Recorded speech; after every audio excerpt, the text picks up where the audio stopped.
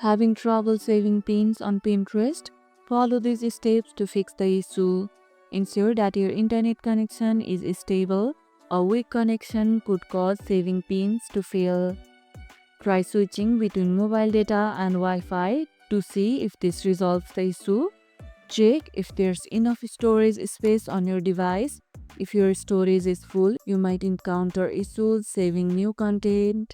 Free up some space by deleting unnecessary files or apps. Clear your apps cache to remove any corrupted files that could be causing the error. Log out and log back into the Pinterest account. Sometimes a fresh login can resolve the issues with saving pins. If none of these work, try restarting the app or reinstalling it to make sure everything is running smoothly. If the problem persists, check Pinterest support page or contact their team to ensure there's no platform-wide issue. If this video helped, hit the like button, share it, subscribe and leave a comment. Thanks for watching and I'll see you in the next one.